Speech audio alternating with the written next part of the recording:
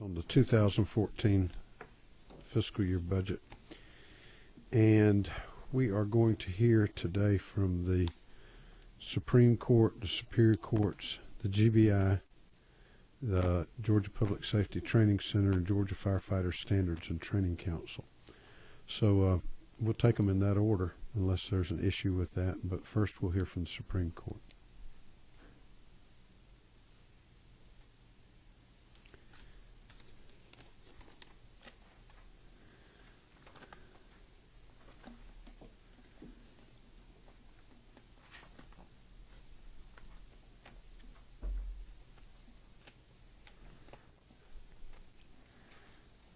Madam Chief, are you going to present or are you going to defer?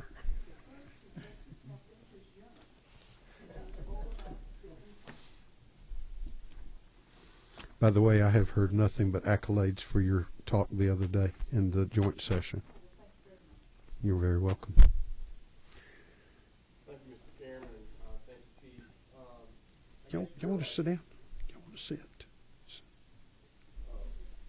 I want to answer any questions you might have. I do want to make sure that y'all understand the big picture of what we're talking about when it comes to electronic filing, because you're going to hear conversations about electronic filing from our court, from the Superior Court. And so if you look at this picture that was handed out to you today, this will help make sure that when you hear e-filing, you can at least identify what type of e-filing we're talking about. In the past, what y'all have helped us achieve is this funding from the attorneys, e-filing from the attorneys to our court. So attorneys filing their briefs and appeals to our court, that's this line here. That's accomplished. That's in process right now. Last year, we asked you to help us fund e-filing from the trial court, getting those records up to our court. We're making progress. We hope to be testing on that by this summer. And then the last piece is probably the most difficult, and that is attorneys filing electronically into the trial court level. And what's complicated about that is we have all the counties in the state of Georgia. Each court has their own case management system. There are about a dozen or so case management systems that are available throughout the state. We're asking, trying to find a solution that will allow attorneys to file through a case management process that will work for all courts, regardless of what type of case management system they have. That's the big picture. This is the piece that's involved in our current funding request. We've asked for $208,000 here, and that will allow us to hire a project director or a project manager to really herd the cats on this, and there are a lot of moving pieces there. There's also a Superior Court Clerks Committee you'll see under this that's working on dealing with how the Superior Courts do their e-filing. Supreme Court under Chief Justice Hunstein created a statewide e-filing committee that will work with all the courts, including that Superior Court committee as well. But a lot of moving parts. The project director is what's going to be required to actually take it off us bureaucrats and get things moving there. But I'll be happy to answer any questions you might have.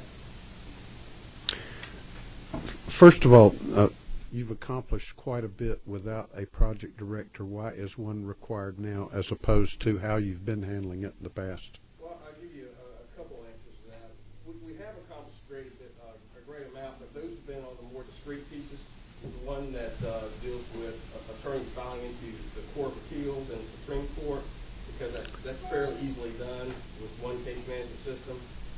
And we've had pretty good success on getting the trial court records processed where they can file directly to our court. What is much more difficult by volume is the process of filing into all the trial courts and all the case management systems.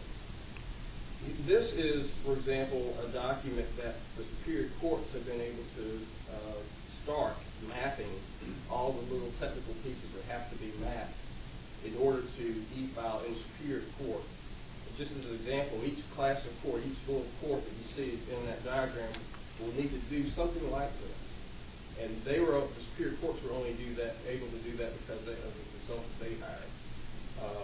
It's just technical. It's somebody who can devote the time and the specialty to it that can get all the things moving. How many different incompatible case management systems do we have out there? I would say at least a dozen. Will It's unique in the country in that regard. There might be, I think we're looking at Texas as an example of somebody that works in a similar context as we, but there are not many states that have the complexity we have when we talk about e-file. will a person be, I mean, do we need to be looking at some kind of uniform case management system rather than hiring a project director, or are we going to cause a revolt in the superior, the magistrate, the probate, and every other court known to man? I will tell you that I've been afraid to even venture down that road.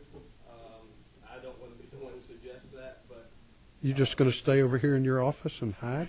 no, the superior court clerks, I won't want to speak for them, but they view themselves as elected, and one of the biggest things they do is decide how they manage their offices, and one of the first decisions they will make is what case management system to use. In Alabama, they were able to do e-filing very quickly, but they have one case management system for the entire state. And the Supreme Court judge said, we're going to do it. This is the solution that we're going to use statewide. They did it by court order. Do they have a unified system? Yes.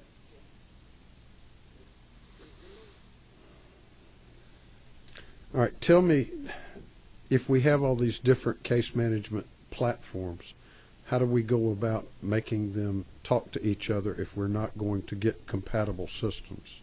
Well, what the vendors have told us, we issued a request for information. We had 2-day sessions with vendors. What the vendors have told us, about 7 or 8 came to spend our presentation each.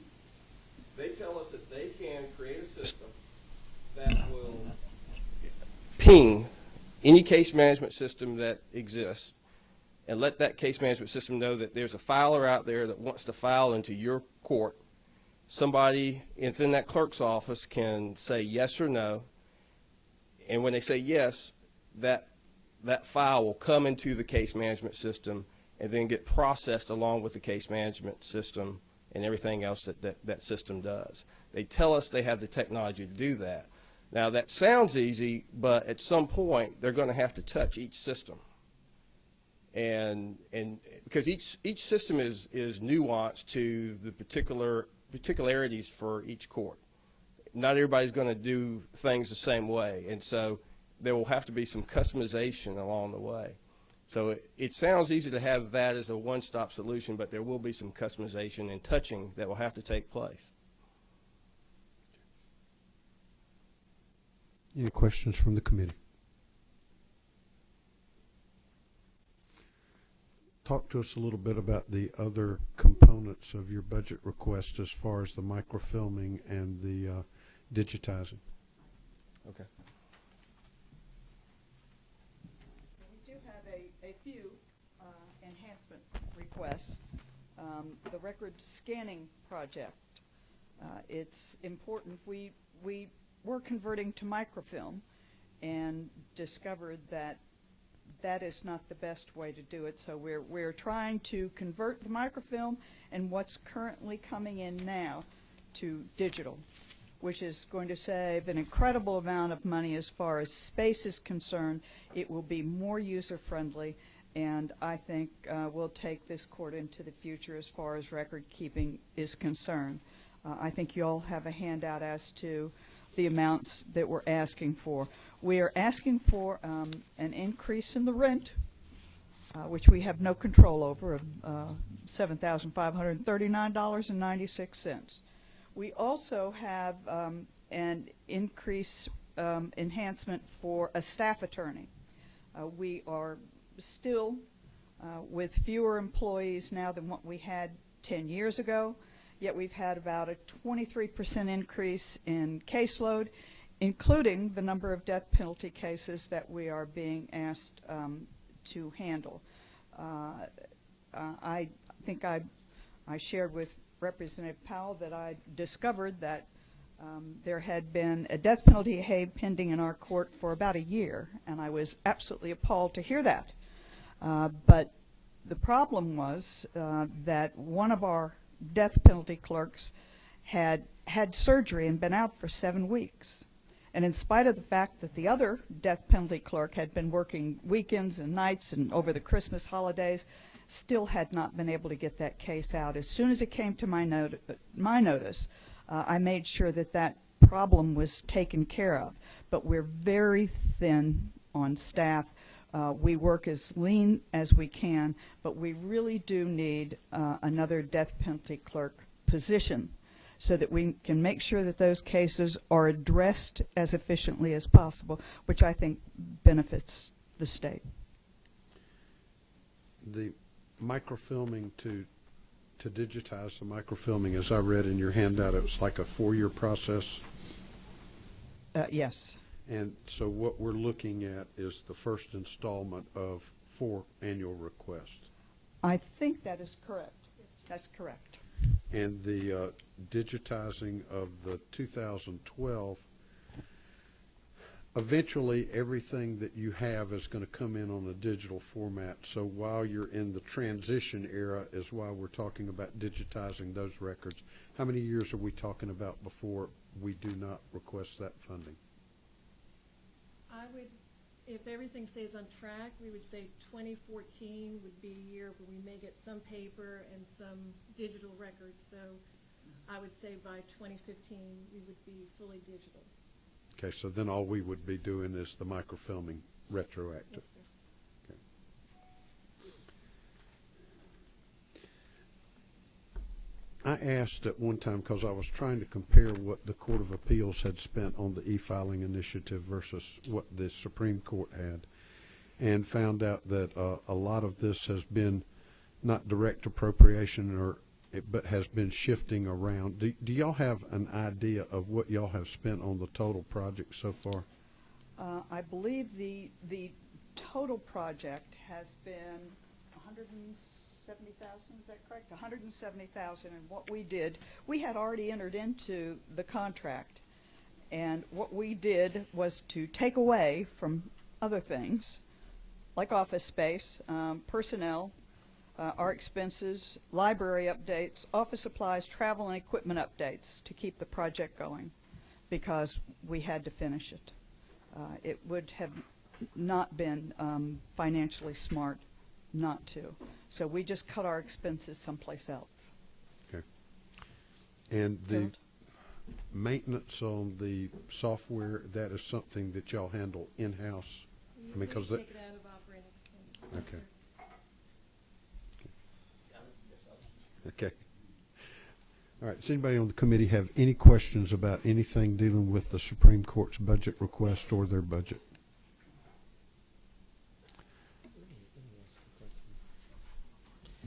Representative Green. I'm still a little bit concerned and confused about how we got to the point of the case management. So many different entities there. Is that our fault, or how did that occur? It's really a product of our lack of a unified system. With so many counties and each clerk being independently elected, each clerk independently deciding what case management system they want. Some decided one system, others decided different systems. And so once we had a system in place where clerks can make that determination, we inevitably ended up with a variety. And there are a lot of areas I think the chief will tell you, there are a lot of areas in overseeing the judiciary where this crops up. It does impose a layer of difficulty when we try to address some of the issues that affect the judiciary as a whole. Do you have an idea how to fix this? Not an easy one. Not an easy one, or one that's not expensive, huh? That's right. Okay, thank you. Thank you, sir. Any other questions? Thank you very much. Thank you.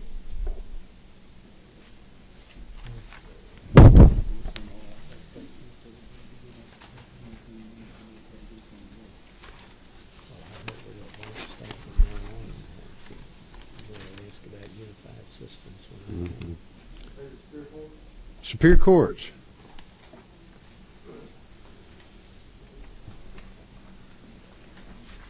Good afternoon, ladies and gentlemen. I'm David Emerson on behalf of the Superior Court's Council of Superior Court Judges. If I may, let me digress to the question that was asked just a moment ago on case management systems. I serve on this the Civil Electronic Filing Committee, and this has been a project I've been working on for many years. And I also have I've been a Superior Court judge for 22 years, and I've had opportunities to look at just about every case management system there is out there.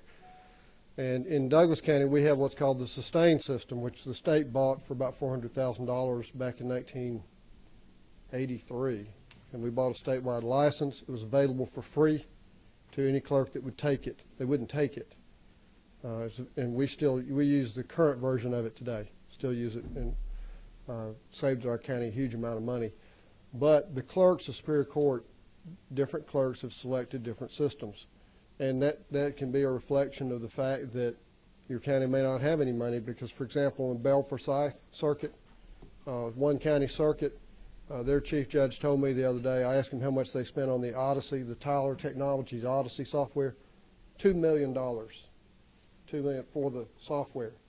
So don't underestimate the investment that the county commissioners have made in these case management systems.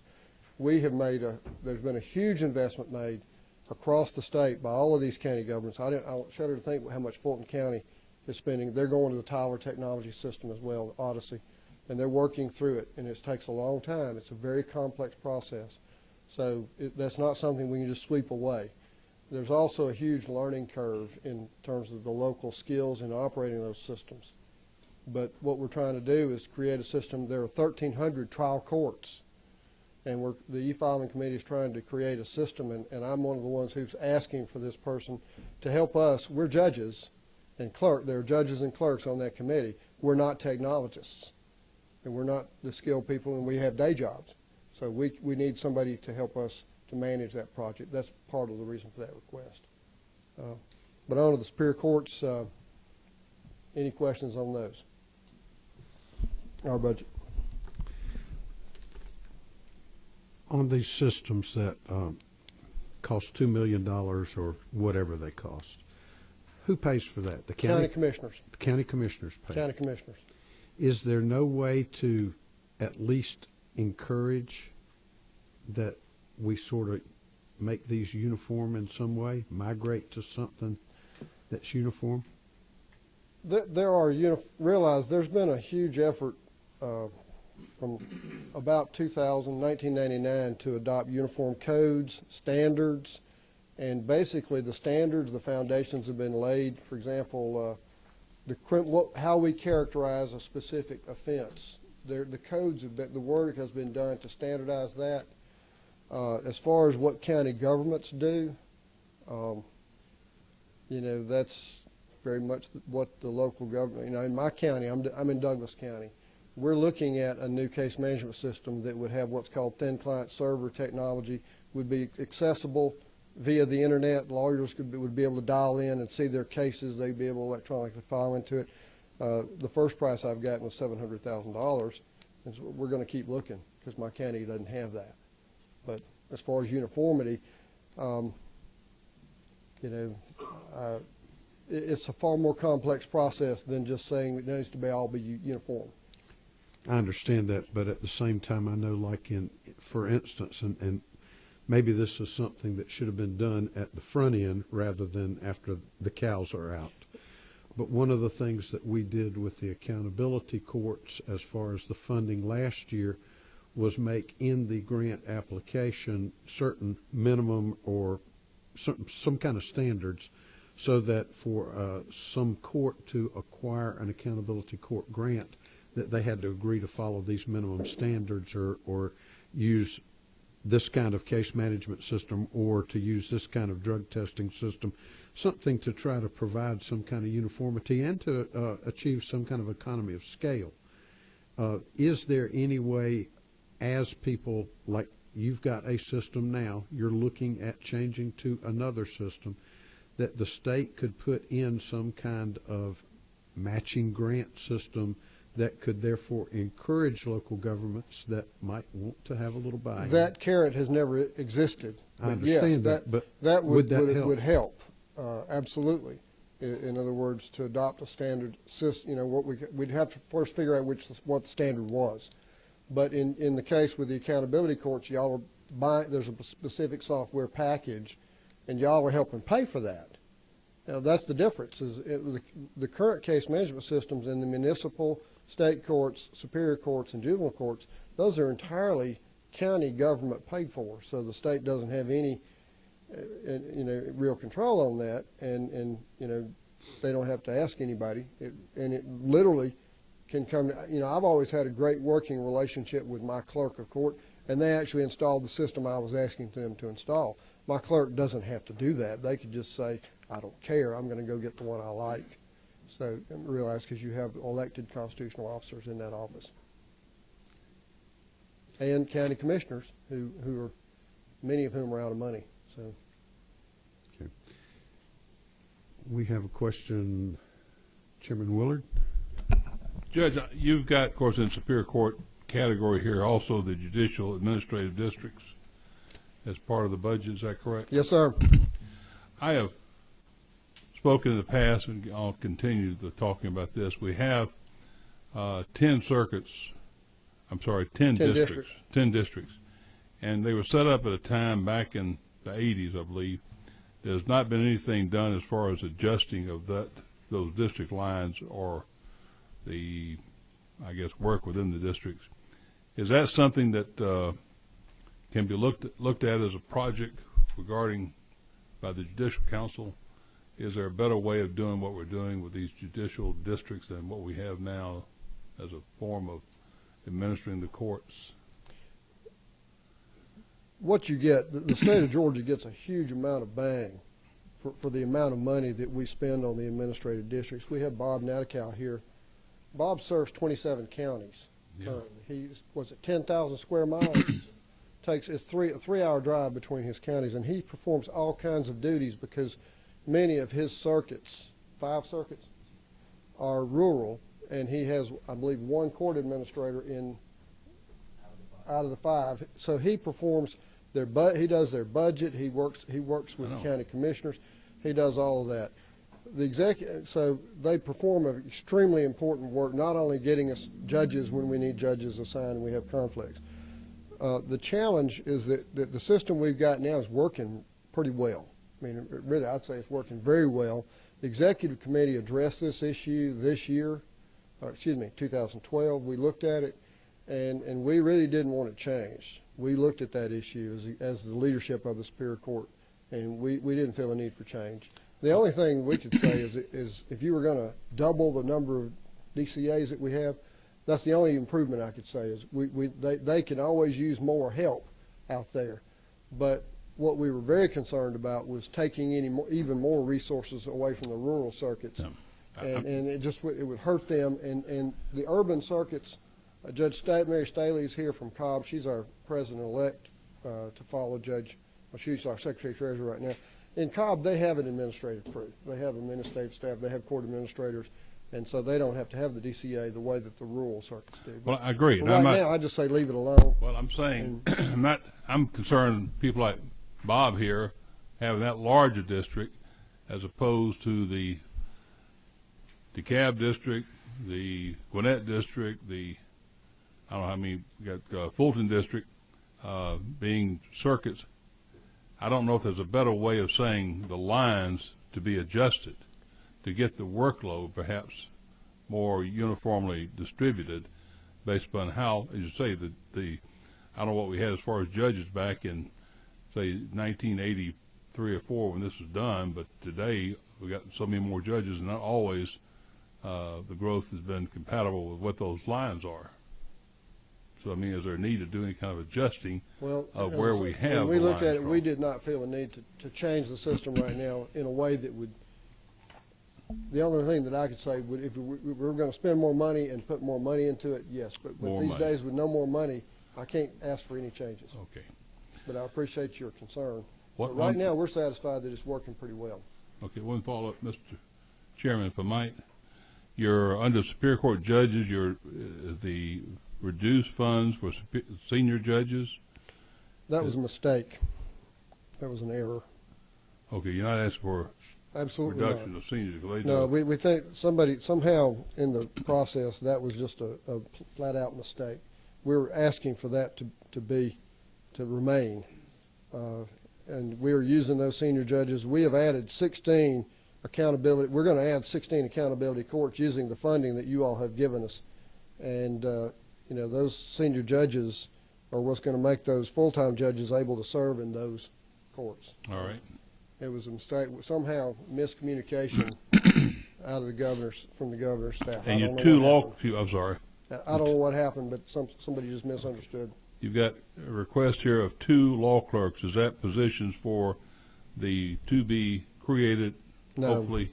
Those would be non-statutory positions. And where will they go? The way we've allocated, if y'all recall, we had about 14 additional non-statutory law clerks that were phased out in the budget cuts. We're simply trying to restore 2 of those. What happens is the executive committee looks at which circuits need them the most.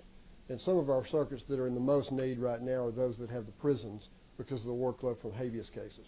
And so probably there's been no decision made at this point as to where we would allocate those.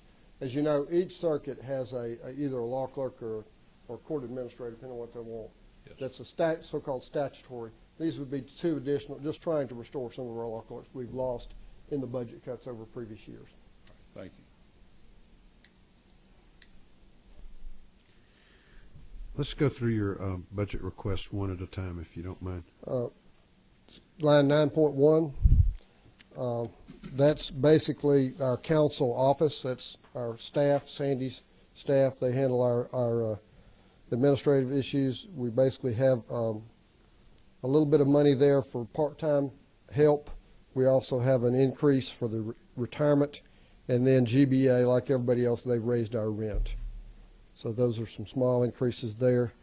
In the administrative districts, as I understand it, our administrative district JAD budget is about 50% of what it was before the 2008-2009 cuts.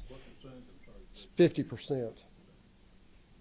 And what we're trying to do is restore some of those cuts that we've sustained in previous years to help them, you know, basically pay their rent and things like that. All right, so that's the operating That's, expenses? yes, that's the operating expenses under 9.2. All right, what's the personal services? I believe that's to restore 3 furlough days. We still have 3 furlough days built into the budget, and we're trying to restore those furlough days.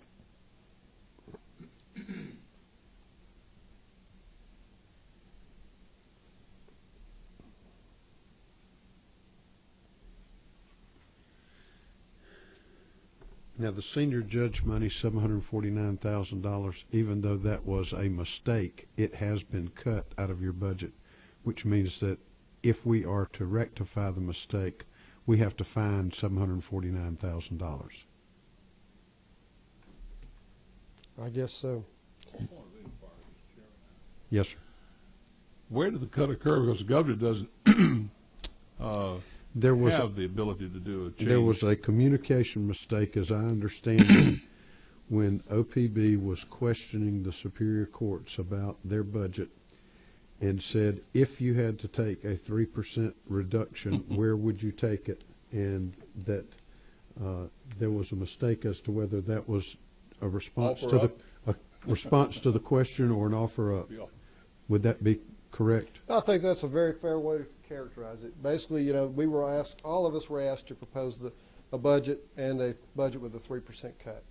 And that was what we put out there, responding to requests from, I think, from the Senate and the House.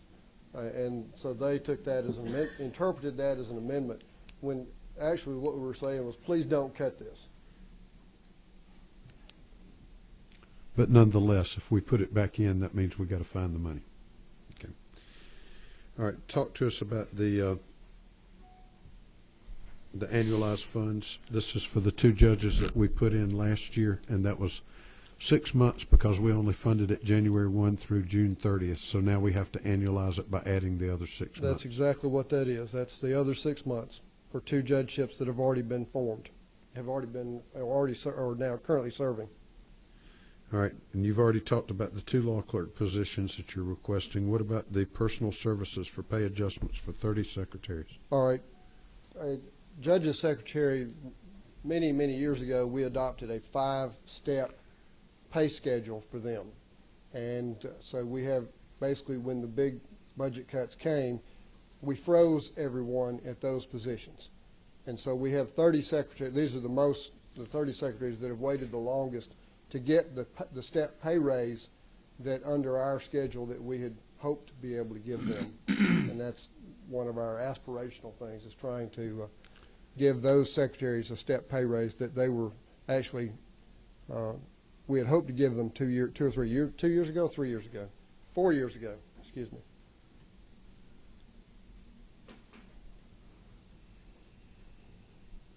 And the personal services eliminated in previous budget reductions?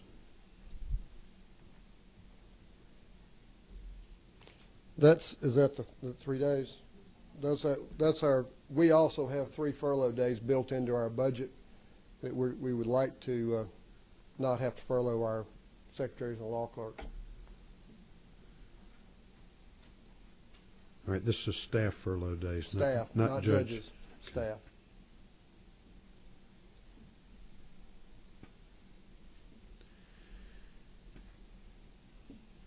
And then tell us a little bit about the JRS and ERS, which are the next 2 line items.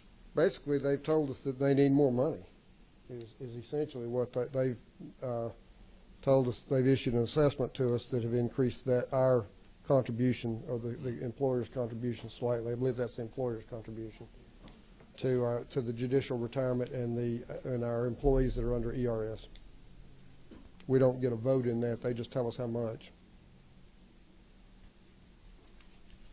Kind of like the building folks.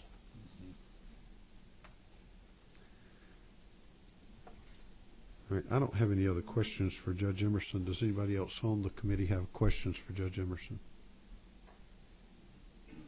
Let me add something. I want to stress,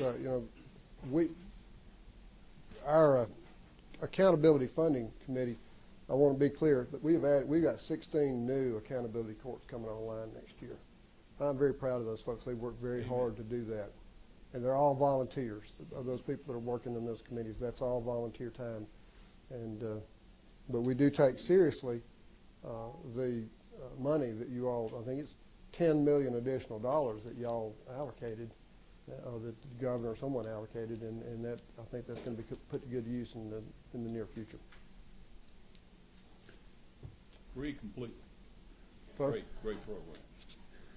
any other questions? Anything else I can help? Well, you know that we put the $750,000 back in the 13 amended because it was cut there too. And our intention is, if we can find it, we will do the same thing in the 14. Thank you.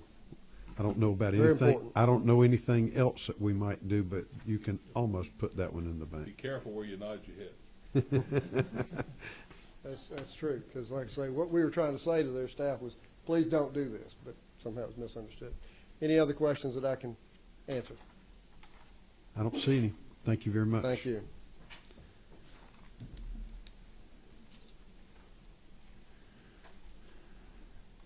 Georgia Bureau of Investigation.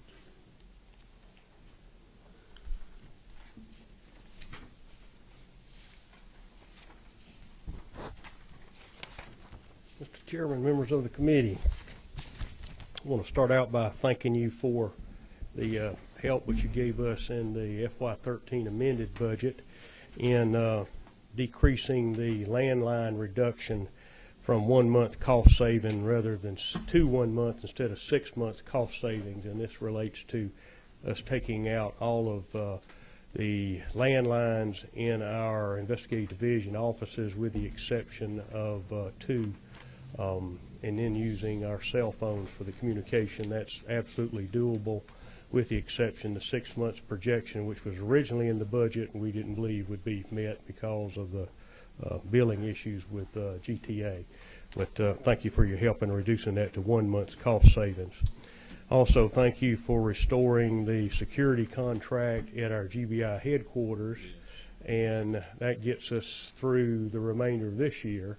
And we now come down to the $20.11, which would be the annualized reduction of the security contract. Our headquarters facility is where our main crime laboratory is at, is where our main evidence vault is at. We have millions of dollars worth of equipment there, a lot of evidence. We have also have staff that work in the computer section, a small staff at nighttime.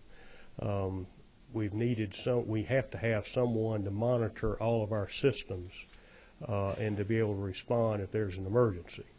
So the restoration of the security contract gets us through the remainder of this fiscal year. Additionally, our security staff at headquarters receive bodies at night as a service. Our morgue, we have a morgue operation, and we have bodies that come in the middle of the night, about a third of them, and the security staff makes arrangements for those bodies to be received into the morgue. Tell me if the security contract for 14 were cut, what would you do?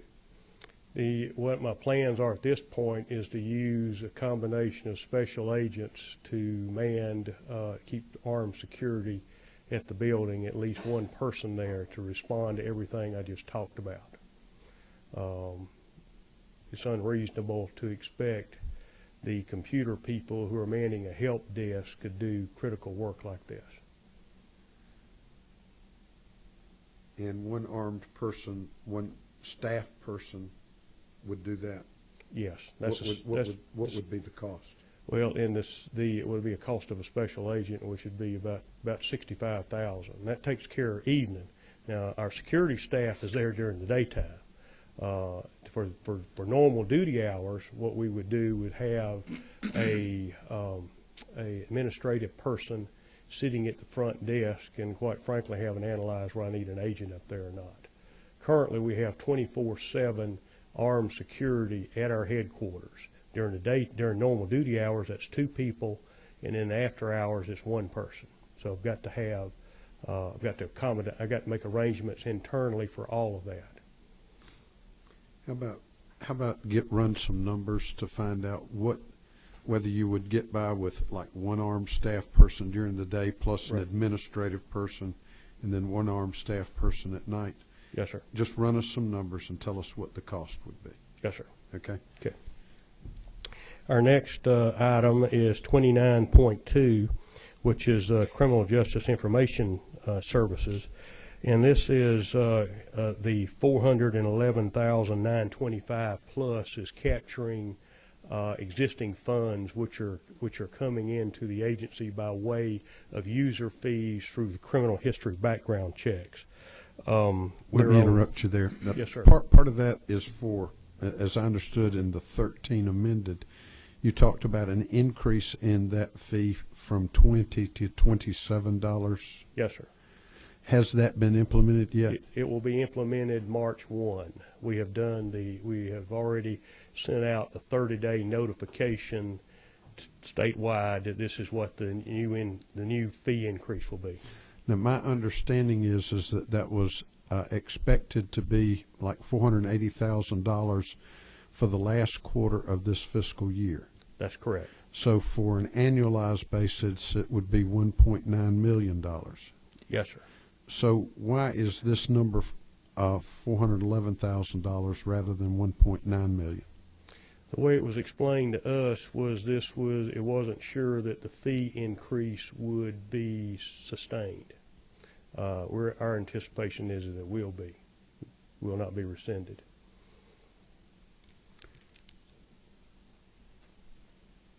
Okay.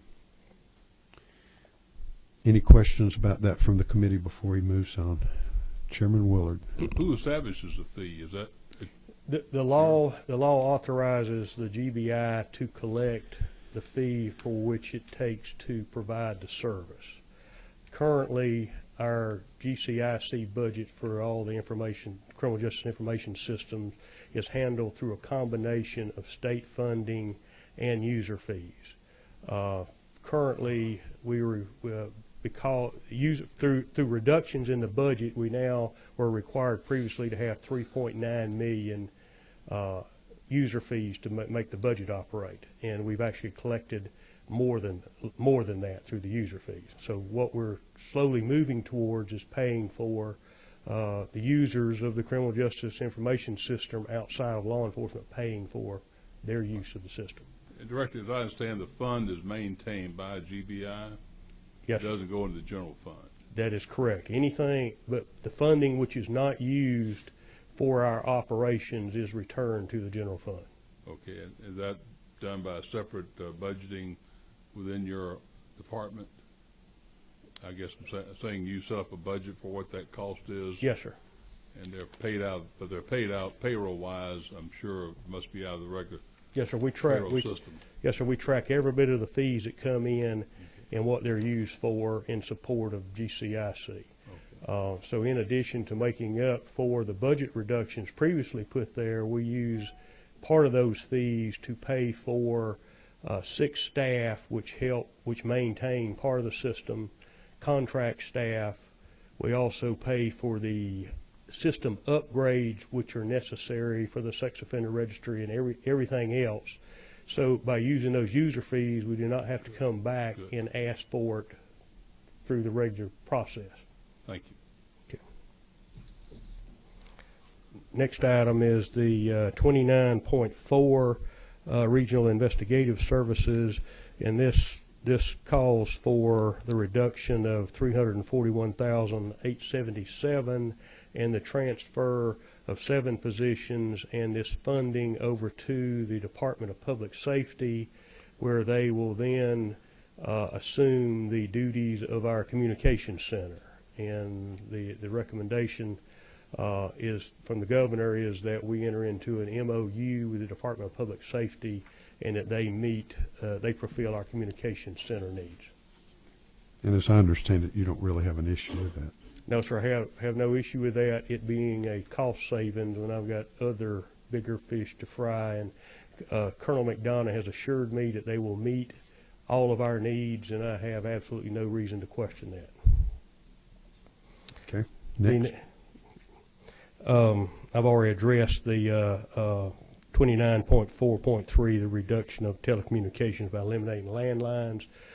That's a realistic number there, and we will make that happen. We're in the process now of pulling our telephones in, and you've helped us out by allowing the billing cycle to catch up with the actual reductions.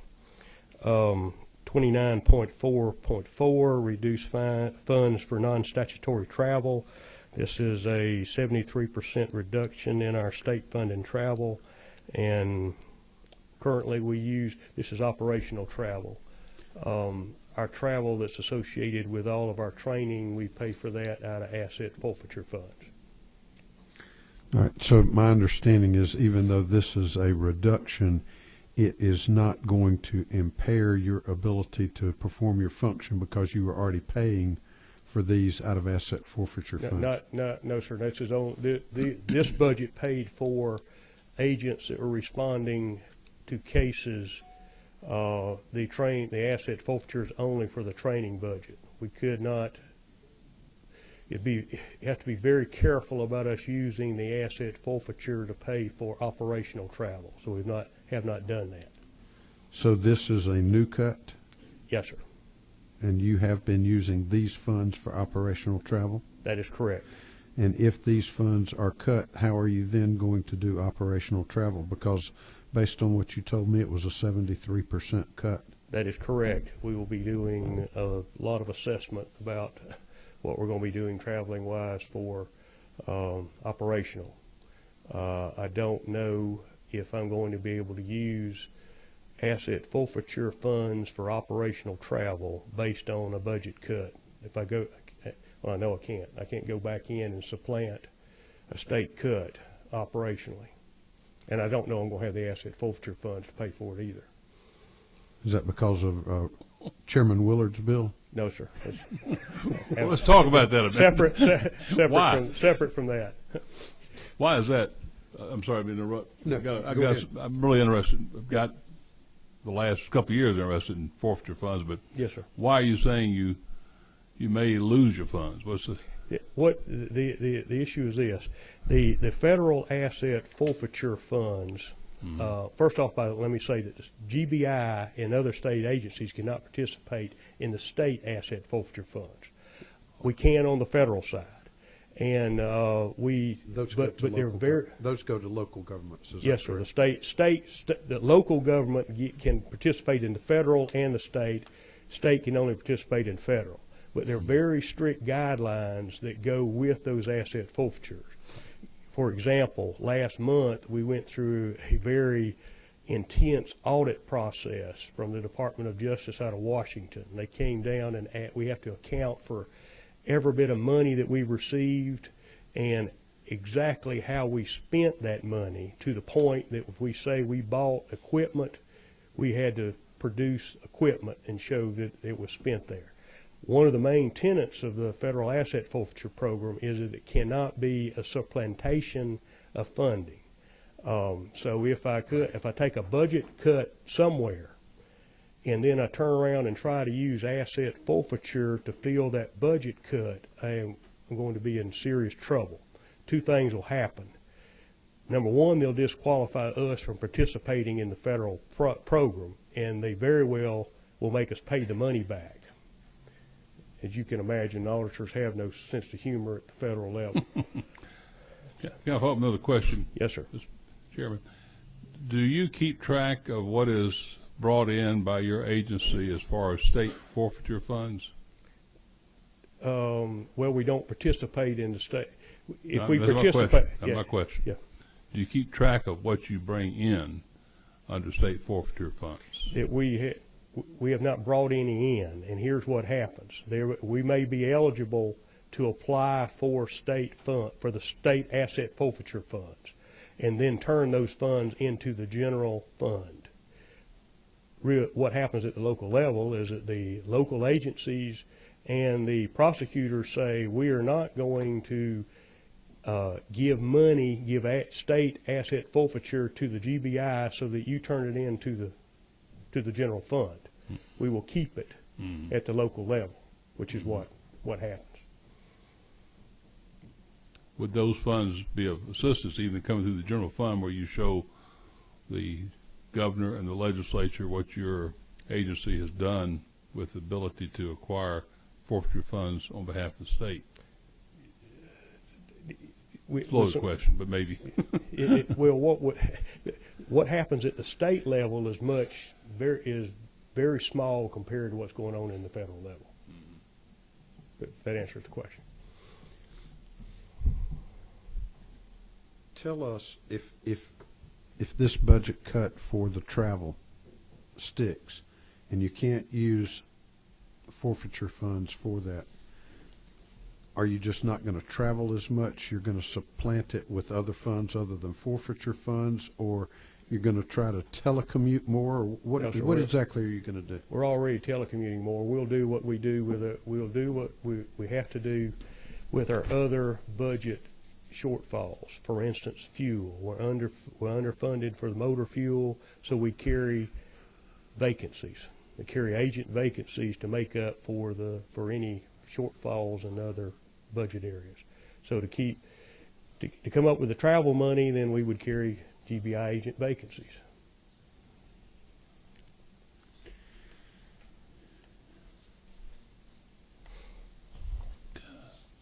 And then 29.4.5 reduces funds for personnel and eliminates 6 administrative positions. We've got 7 positions that are vacant, but only 3 are funded. Those 6 positions, I've got 2 that I'm already giving up. The other 4, I'll have to find out. I have to make adjustments in what we're going to do. Our work is very paper intensive. Our field offices have got to have an administrative assistant there to do the typing, and I'm going to have to make adjustments. All right, these are field office personnel, correct? That's correct. All right. Tell us about how many field offices you have and how they're staffed. Okay, we have 15 field offices. That's the backbone of the agency. Then we have another 5 specialized work units, but the field offices are strategically located around the state. When you say 5 specialized, are these the multi-jurisdictional task force? Some of those are but the specialized work units are like the internet crimes against children unit, the child pornography unit, the child sex crimes unit, Georgia Crime Information, the GSAC, which is our intelligence unit, and those specialized units. The 2 administrative positions I'm giving up are in the headquarters area, because I am consolidating some units to say the administrative side there. But in our staffing in the field offices goes from, I mean, we try to have 8 agents, supervisor, and administrative assistant there. But in some of our field offices, we're getting down to 4 and 5 agents, which is difficult to respond to cases. We're limited. We're very much limited in our So agent force. when we're talking administrative positions, are we talking agents or are we talking staff people? We're talking, well, in our field office, we only have 1 staff person. That's the administrative assistant. Everyone else is sworn. So if you're talking about 6 administrative positions in regional investigative services, you're talking about field agents?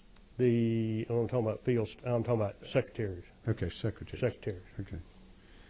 And how many of those do you have in these 15 offices? Each one should have a secretary, but I've got 3 offices now that do not have one, and we're using a part-time and farming out the typing. That's not sustainable long time.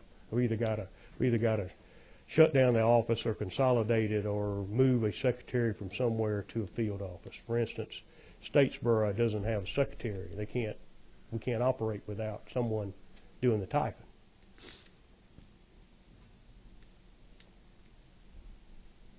Questions? Okay, next. You had asked me to cover, you directed me to cover some areas that are problems in our budget, one of which is the 4 analysts and a secretary, and then 20 agents which are on federal grant funding, which goes away July 1. And these are what I just said, they're federal grant positions, that the funding goes away, and unless I move the staff over, the agents and the staff over to state positions, they will lose their jobs.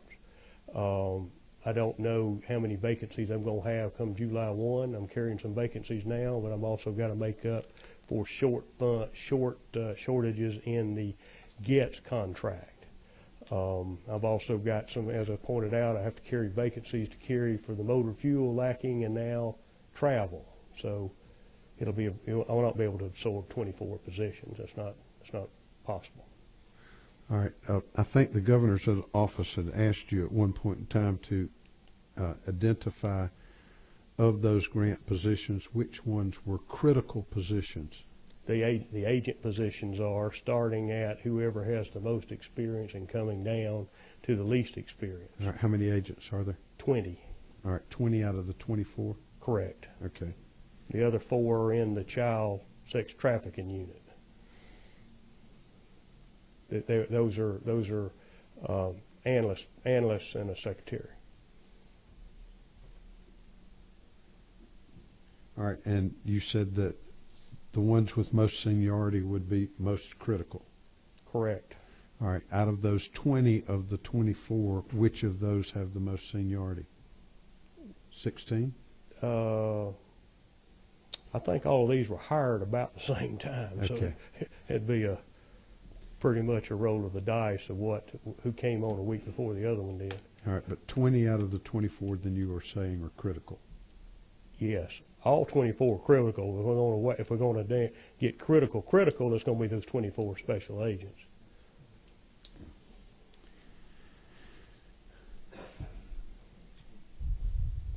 All right, tell us about those grants. There are how many of them?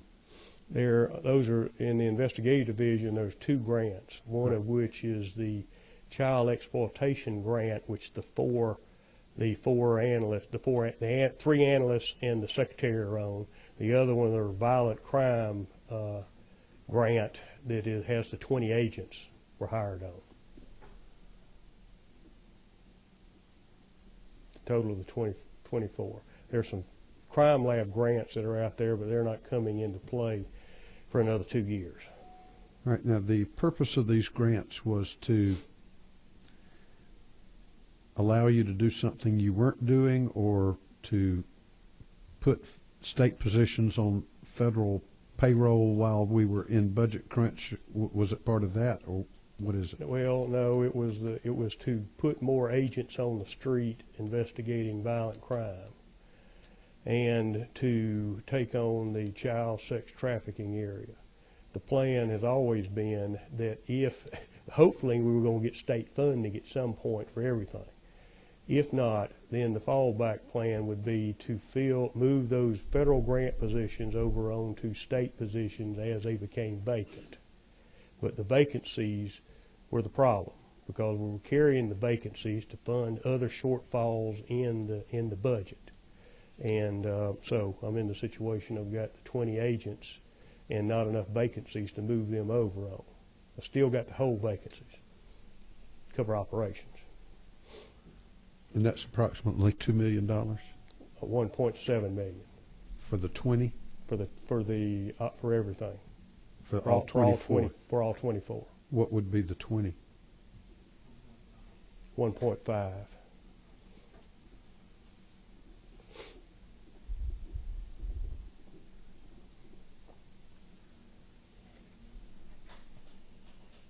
All right, does anybody have any questions about the grant?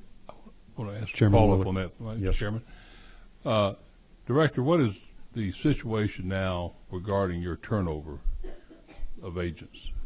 Is that Yes, sir. improved any, or is it still? Historically, we've had a 10% turnover rate in agents. Annually. This year it's been 5%, but that's because the federal government has slowed down on their hiring, and the locals have slowed down their hiring. Mm-hmm. And we've had for a turnover rate for the lab and for the agents are historically 10%. Did we have? I'm trying to remember, reflecting back, any increases in the last several years to your agents, pay-wise? Last year, the legislature put in the first of a 3-step pay raise for the agents. Okay. And that's still another 2 years to bring it up to the completion of that bill? That's correct. Okay. Step 2 is 1.9. For the agents, for the scientists and the agents, it's $3 million.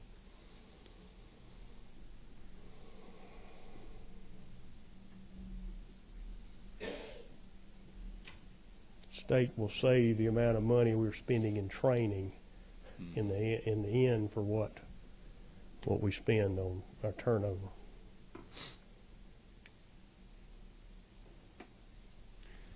Any other questions?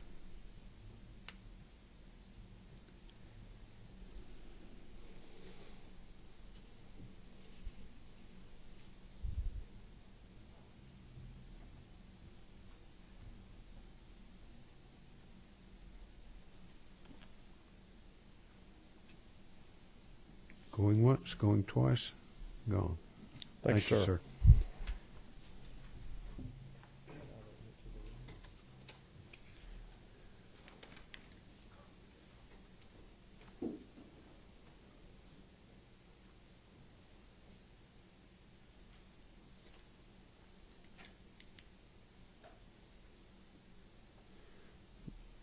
The newly repatriated from the Republic of Georgia, Mr. Bearden, come talk to us about Gypstick.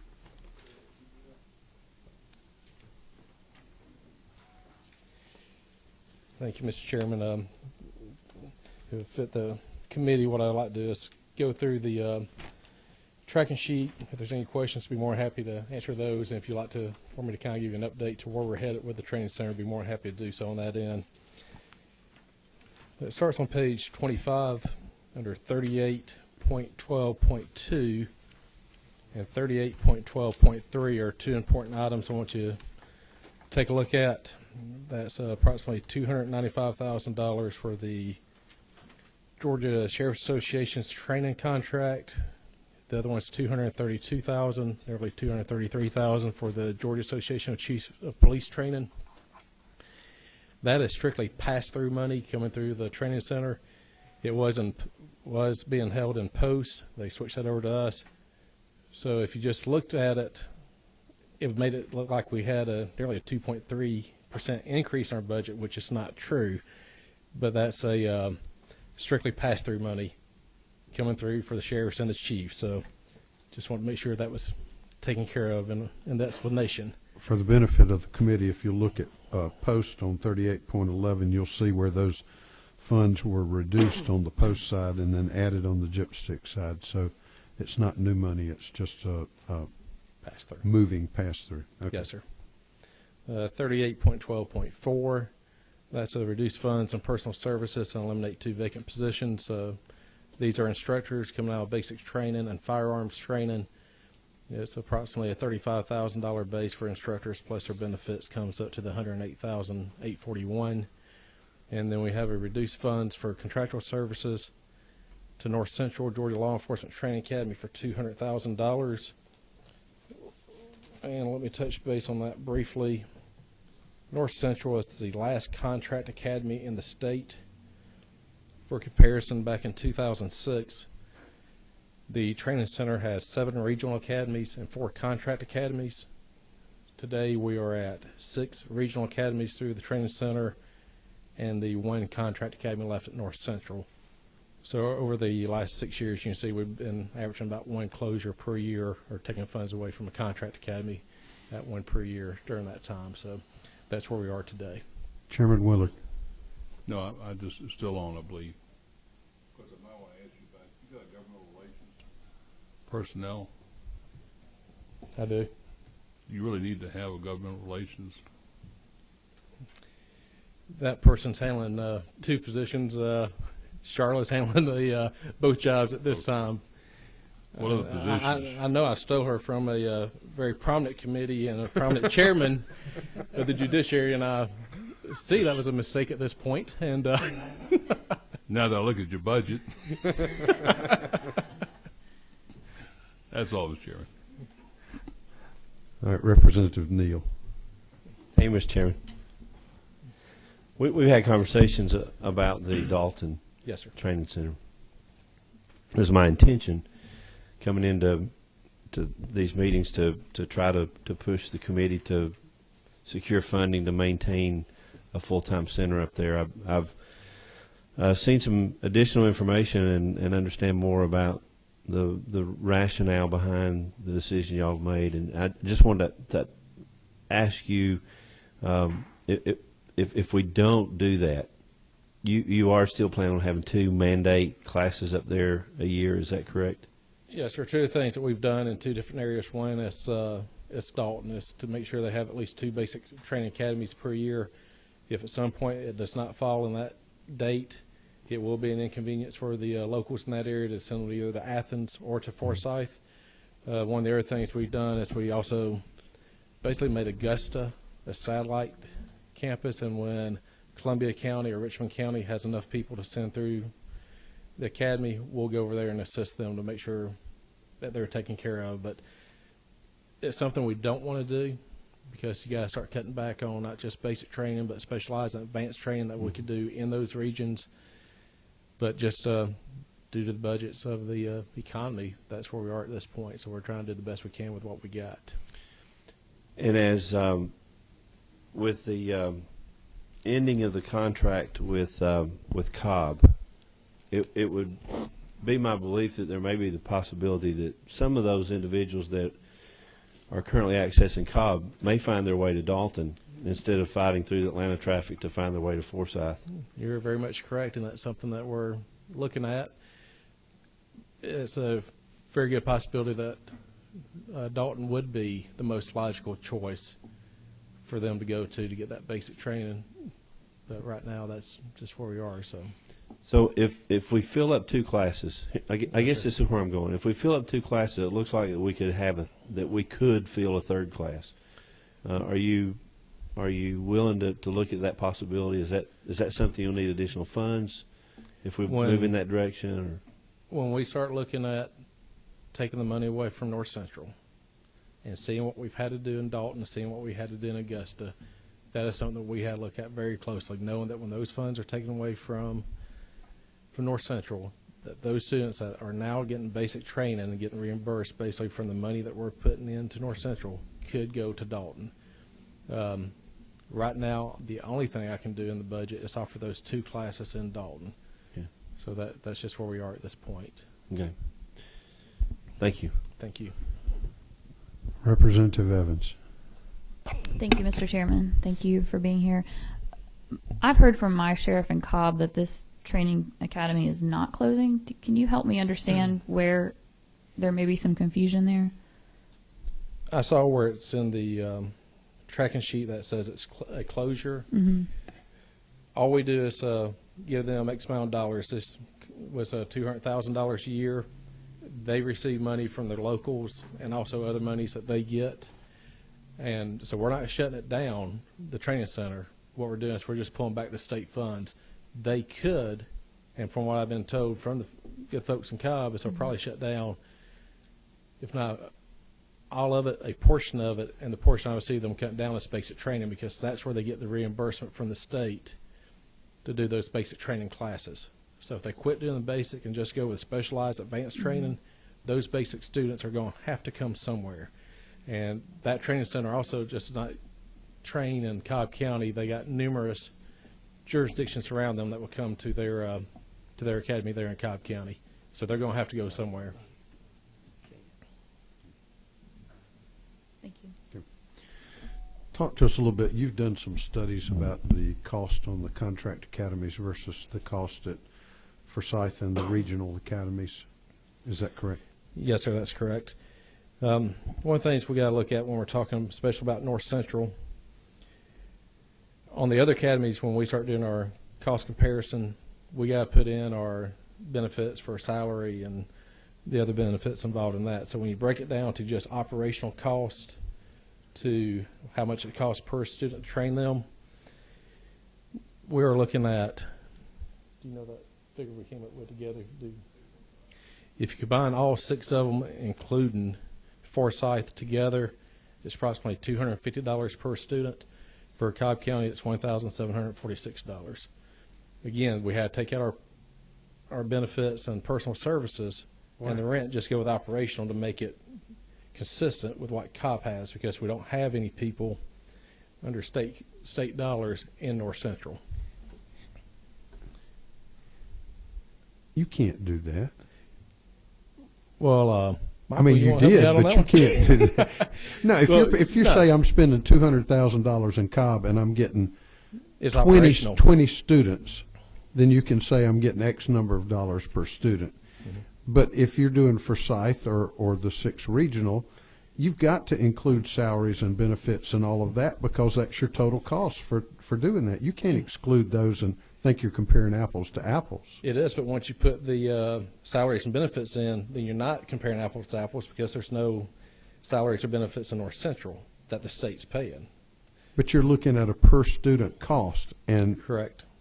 Once you add the you're looking salaries and benefits in on the state side, then it ranges anywhere from $1,200 up to $3,000, and North Central is still at $1,746. But there is no state salaries or benefits in North Central. Well, but if you're going to cost. do it, compare apples to apples. Then we have to figure out what the cost is to their employees also for those benefits, which would, of course, increase their cost also. Not if you're looking at, you are paying $200,000 for basic training. It doesn't matter what they're paying. They could be paying $1 million, but if they're willing to train 200 students for that $200,000, then that's your cost per student for your investment. And that's where we have one side broken out that way, and the other one where apparently you don't like. So I just think it's dishonest. I'm just trying to give you exact numbers, Mr. Chairman.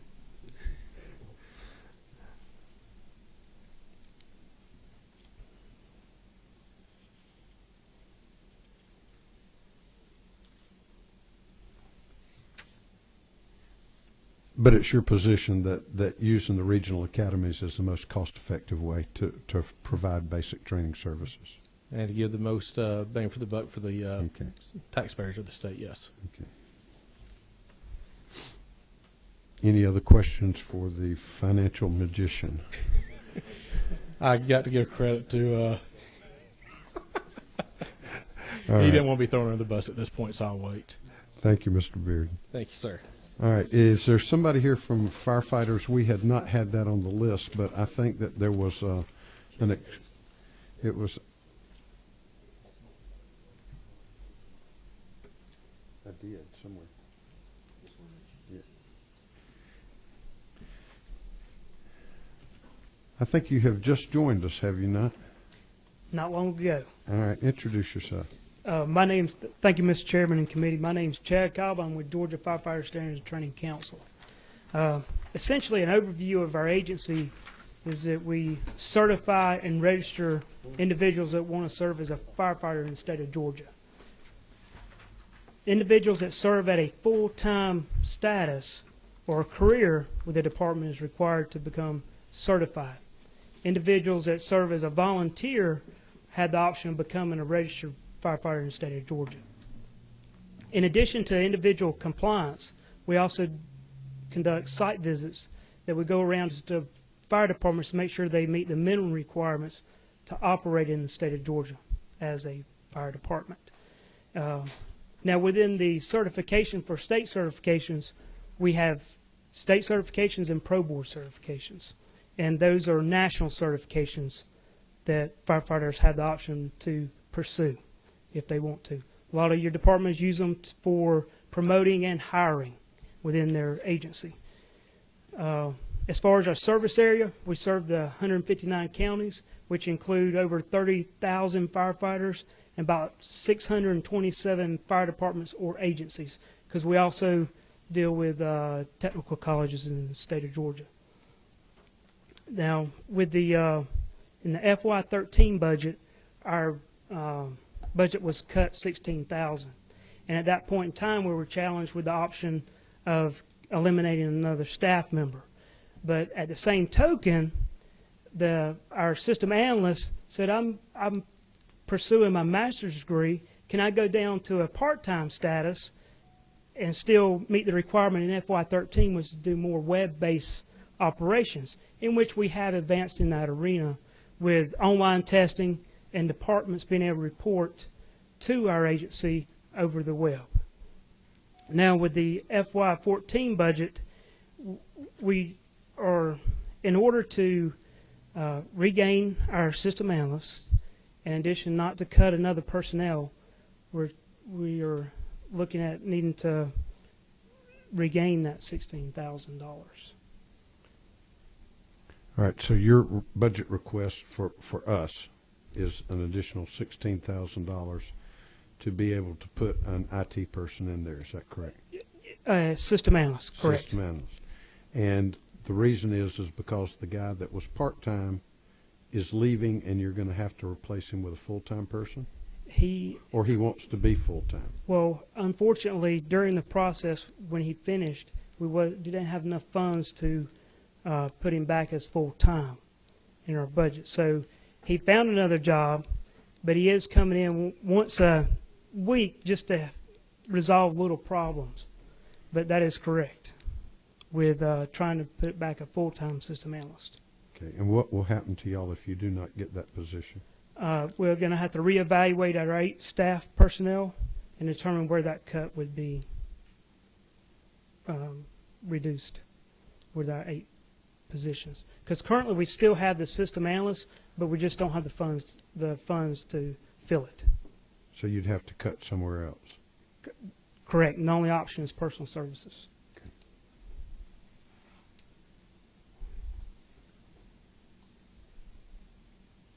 Any questions?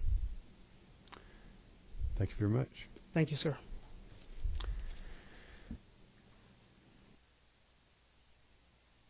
I'll remind the committee that we are meeting again on Wednesday afternoon. We're going to hear from the rest of our agencies at that time. Then after we've gotten all the information from all of the agencies, we'll sort of gather forces and see if we need to hear from anybody further as sort of follow-up. But hopefully if it is, it's just a little bit, or we can get Brian to get that information for us. I appreciate everybody's attendance today. It probably would be helpful if you would go through the tracking sheets, and if you have some questions or some issues, to probably write them down, and maybe even talk to Brian about them so that he can get us some information in advance of the meeting on Wednesday. But I think we had a productive discussion today, and so if there's no other business, we are adjourned.